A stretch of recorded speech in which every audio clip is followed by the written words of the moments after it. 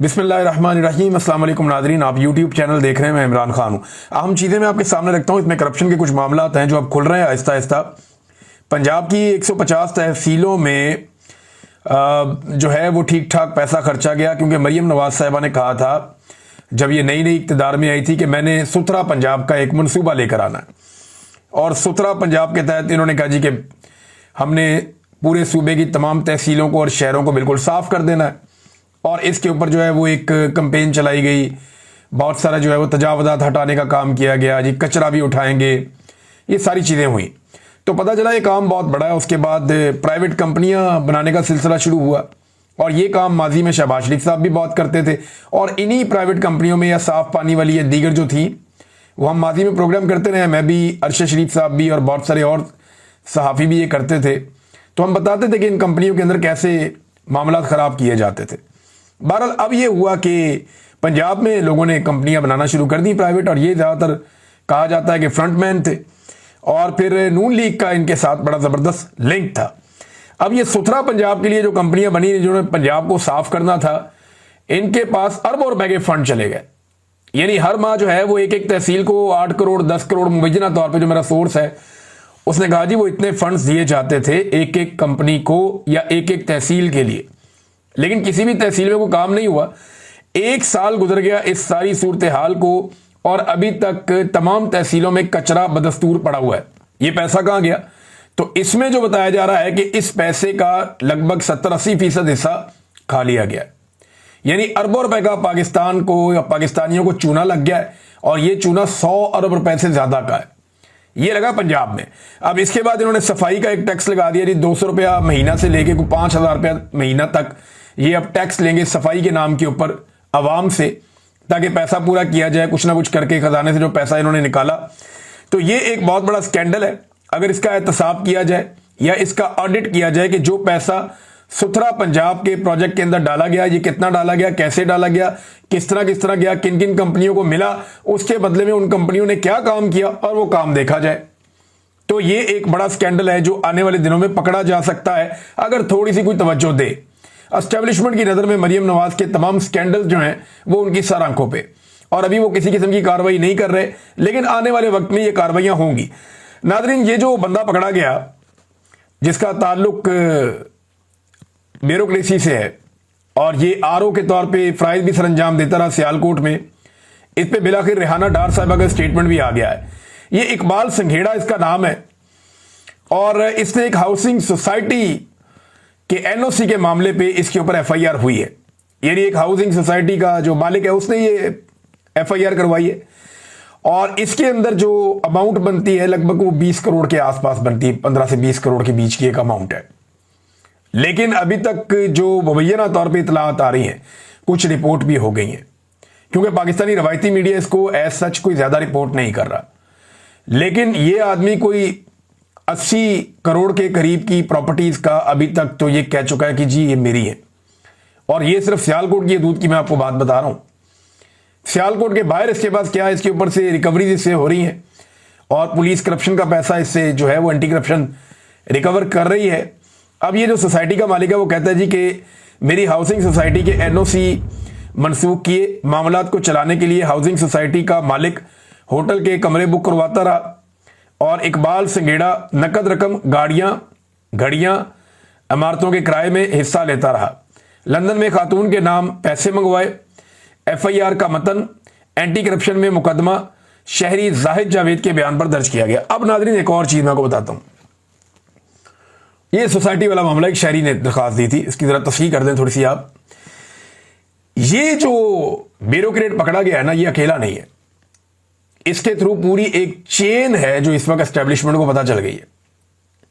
और आपको पता है एंटी करप्शन हो जाए, नायब हो जाए, एस्टेब्लिशमेंट कंट्रोल करती है उसे, तो उन्हें पता चल गया इसमें कौन कौन शामिल है, और बहुत सारे लोग नरगे में आ गए। इसमें कुछ ब्यूरोक्रेट्स भी हैं, कुछ पुलिस वाले भी हैं, और उनमें से कुछ ने जाके बयानात भी दे दिए कि ठीक है जी हमने पैसे लिए थे। अब ये पैसा अगर मिला जुला के देखें तो फिर तो ये अरबों रुपए बनते हैं, लेकिन इससे जो रिकवरी होनी है वो 15 से 20 करोड़ होनी है, तो बाकी पैसा कहां जाएगा? बाकी पैसे के बारे में कहा जाता है कि वो खाने पीने का बंदोबस्त कर लिया गया।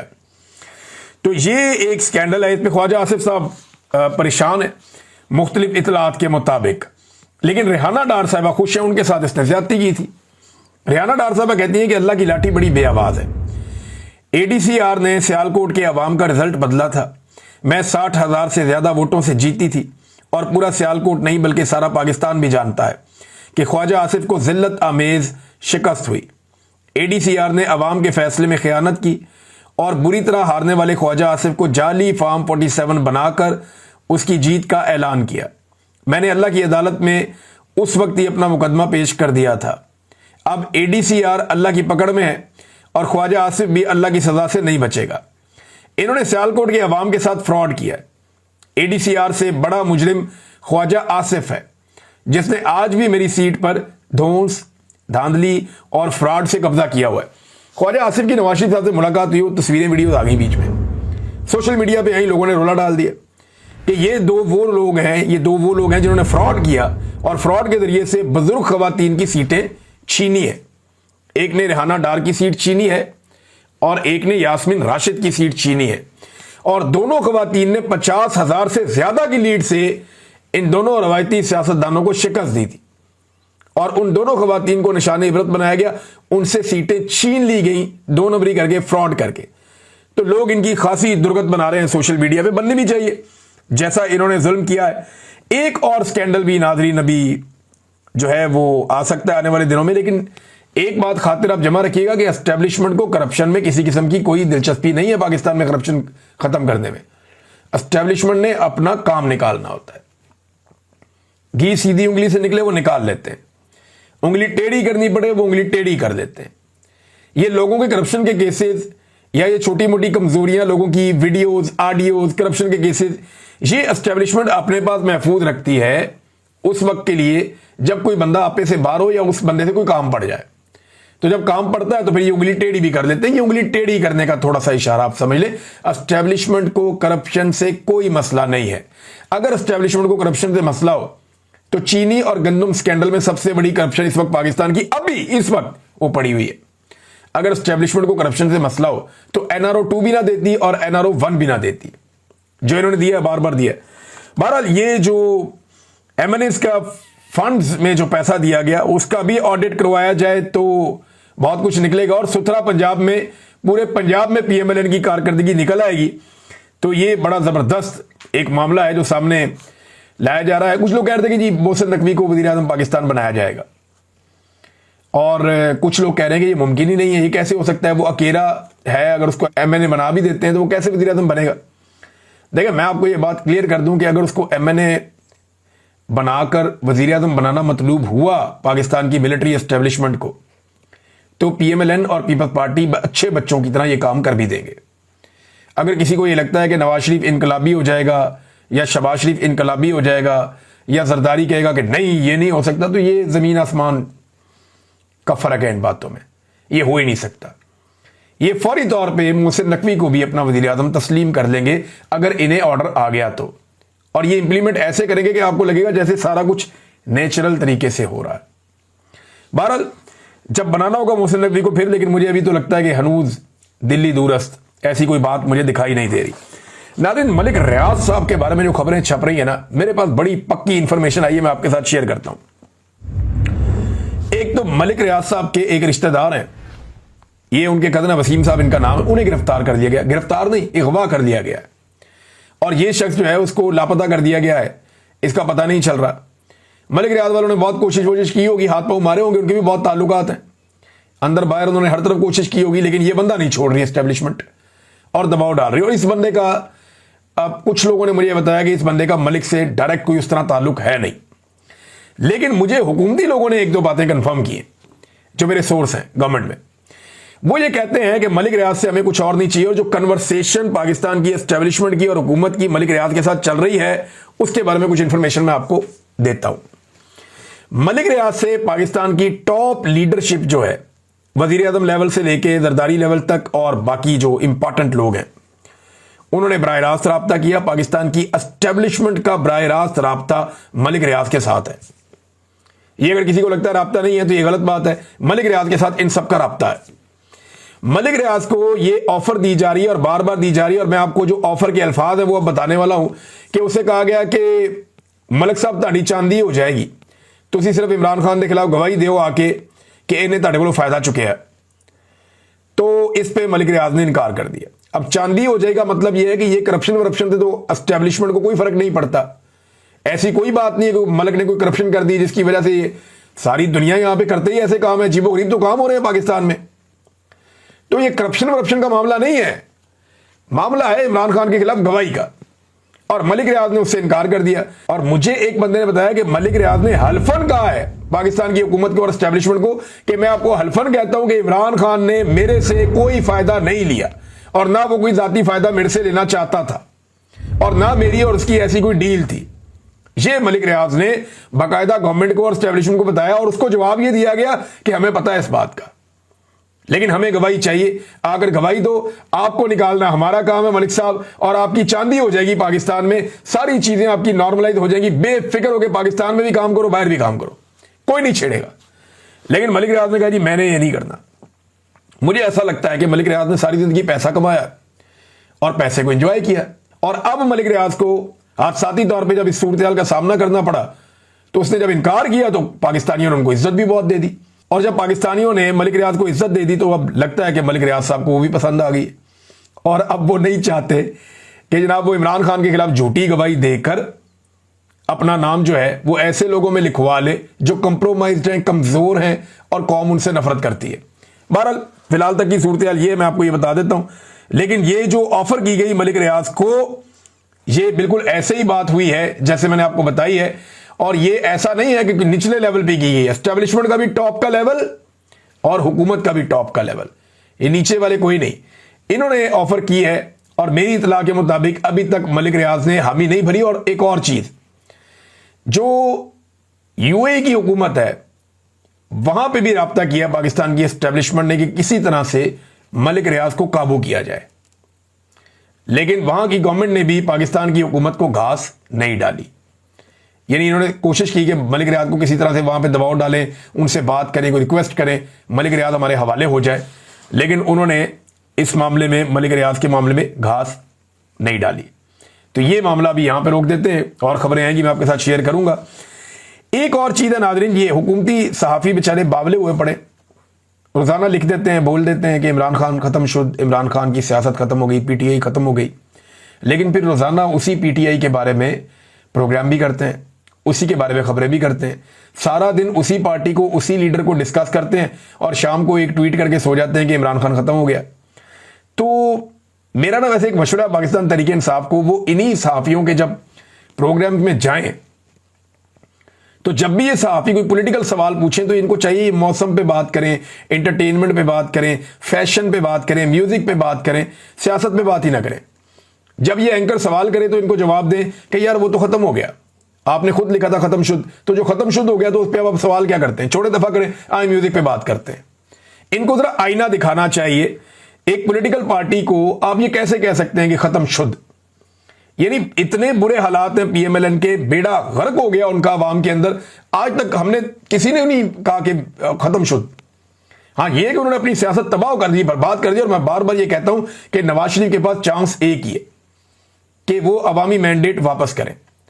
एक ही चांस है कि वो कौम से माफी मांगे, वो कहे जी ठीक है अवामी मैंडेट है, मैं अपने वापस अपने मौके पे जाता हूं और मैं वही बात करूंगा जो हक वाली बात है, आओ बैठो बैठ के एस्टेब्लिशमेंट को सियासत से बाहर निकालते हैं, फिर तो मियां साहब की बात बन जाएगी।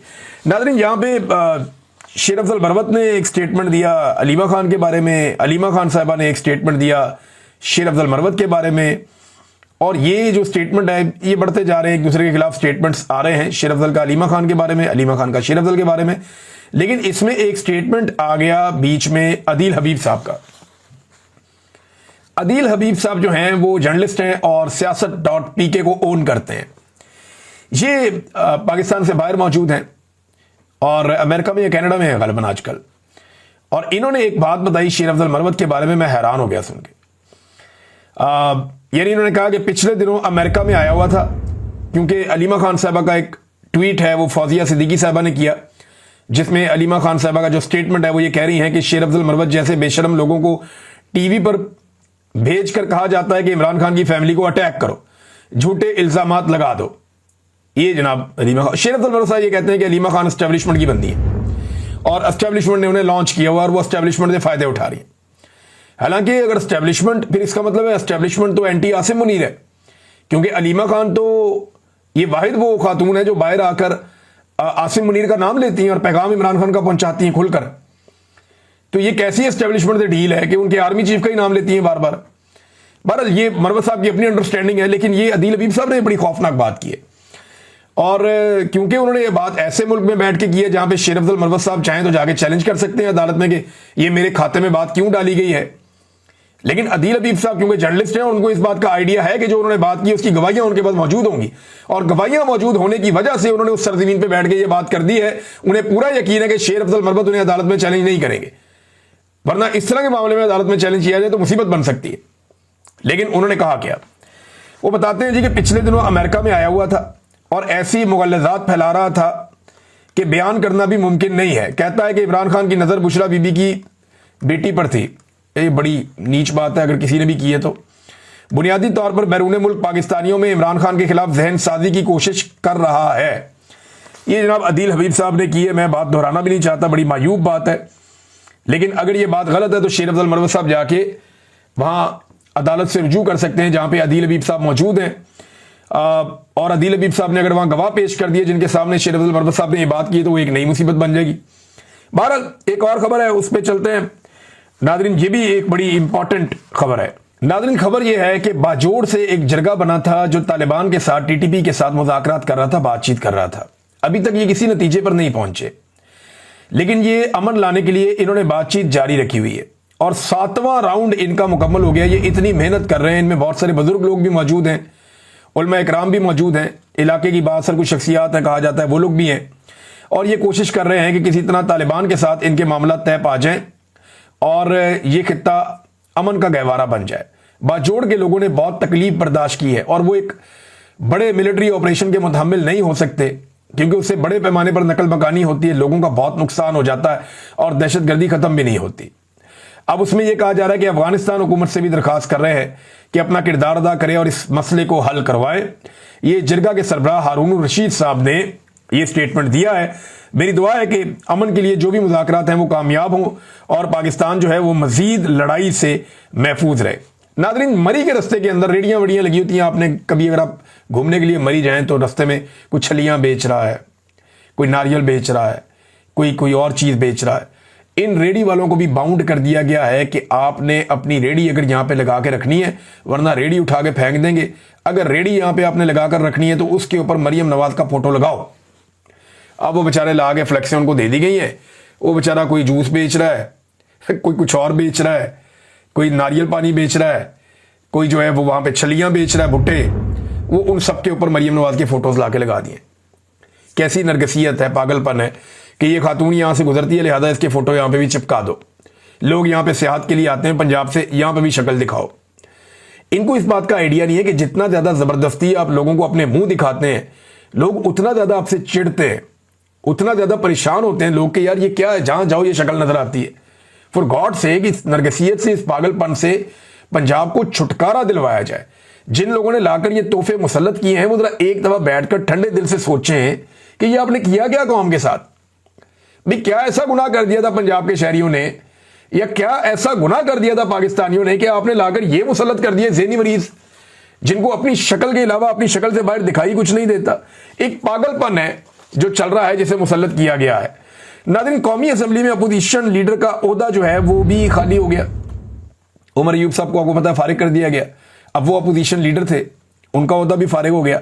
ये मामला भी कोर्ट में जाएगा, आगे बढ़ेगा, देखते हैं क्या होगा। लेकिन बड़ा अनफॉर्चुनेट है जो पाकिस्तान के अंदर इस वक्त असेंबली के साथ किया जा रहा है। एस्टेब्लिशमेंट ने हर चीज को पूरी तरह से कंट्रोल कर लिया है।